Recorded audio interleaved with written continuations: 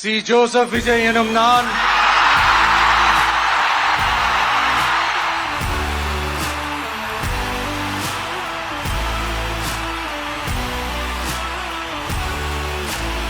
சட்டப்படி அமைக்கப்பெற்ற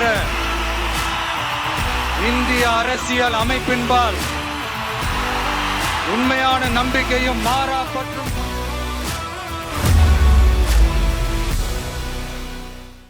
तमिळनाडूच्या राजकारणात आज एक नवा इतिहास रचला गेला। सुपरस्टार ते राजकारणी असा प्रवास करणाऱ्या थलपती विजय यांनी अखेर मुख्यमंत्री पदाची शपथ घेतली।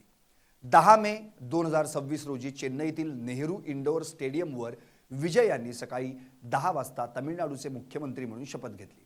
मात्र शपथविधीची वेळ ज्योतिषांच्या सल्ल्यानुसार बदलण्यात आल्याची माहिती आहे। 10 तारखेला दुपारी 3:30 वाजता होणारा शपथविधी ज्योतिषांच्या सल्ल्याने का उरकवला 10 वाजता? विजयच्या या ऐतिहासिक सोहळ्यात चर्चा रंगली आहे ती म्हणजे शपथविधीच्या बदललेल्या वेळेची। सकाळी 10 वाजताच विजय यांनी मुख्यमंत्री पदाची शपथ का घेतली? दुपारी 3:30चा मुहूर्त अचानक का टाळला गेला? यामागे नेमकं ज्योतिषशास्त्रीय गणित काय होतं? पाहुयात याच विषयाचा हा स्पेशल रिपोर्ट। नमस्कार, मी संदीप आणि तुम्ही पाहता एलएस मराठी। तमिळनाडूच्या राजकारणात काही दिवसांपासून अनेक नवनवीन ट्विस्ट आल्याचं पाहायला मिळालं। विजय थलपती यांच्या टीव्हीके पक्षाने 108 जागा जिंकून तमिळनाडूच्या राजकारणातील सर्वात मोठा पक्ष म्हणून मान्यता मिळवली। मात्र सत्ता स्थापनेपासून टीव्हीकेला आकडेवारीनं गाठलं। 4 मे रोजी निकाल जाहीर झाला। विजय यांच्या पक्षाने सुरुवातीपासूनच आघाडी घेतली। सुनामी निकालामुळे डीएमके आणि एआयएडीएमके या प्रस्थापित पक्षांना मोठा धक्का बसला। 108 जागांवर मोठा विजय टीव्हीकेला मिळाला आणि तमिळनाडूतील सर्वात मोठा पक्ष टीव्हीके ठरला।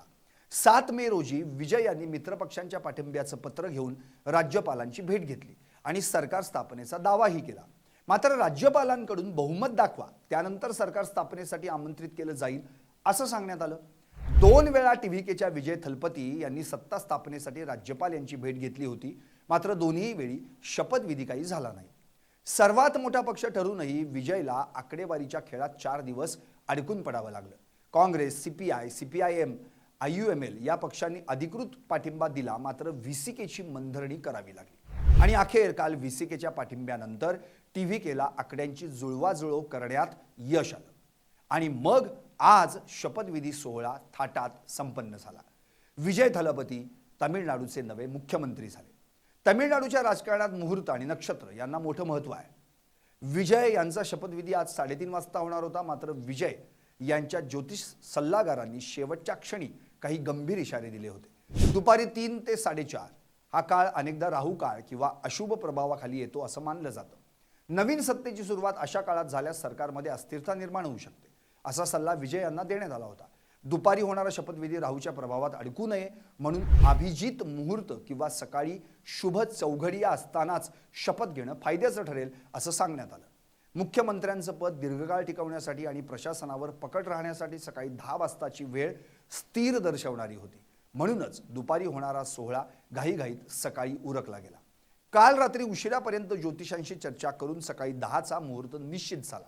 ज्योतिषांच्या मते या वेळेत घेतलेली शपथ ही सत्तेला दीर्घायुष्य देणारी आणि विरोधकांचे डावपेच उलटवून लावणारी ठरू शकते। तमिळनाडूच्या गादीवर आता थलपती विराजमान झाले आहेत। सत्तेचं समीकरण जुळवण्यासाठी त्यांनी आकड्यांची जुळवाजुळव केलीच, पण सत्तेची खुर्ची सुरक्षित ठेवण्यासाठी त्यांना ज्योतिषाची गरजही घ्यावी लागली। पण खरंच यापुढे देखील त्यांना सतत ज्योतिषांचीच गरज लागणार का? 13 मे पर्यंत राज्यपाल यांनी विधानसभेत बहुमत सिद्ध करण्याचे निर्देश टीव्हीकेला दिले आहेत। सरकार तर स्थापन केलं, पण 13 मे पर्यंत वेळ तशीच राहणार का? हे पाहणं मात्र महत्त्वाचं आहे। तर हे शुभ नक्षत्र तमिळनाडूच्या जनतेसाठी किती प्रगती घेऊन येतं हे पाहणं आता महत्त्वाचं ठरेल। तुम्हाला काय वाटतं? राजकारणात मुहूर्ताला इतकं महत्त्व असावं का? कमेंट्स करून नक्की सांगा आणि पाहत रहा एलएस मराठी।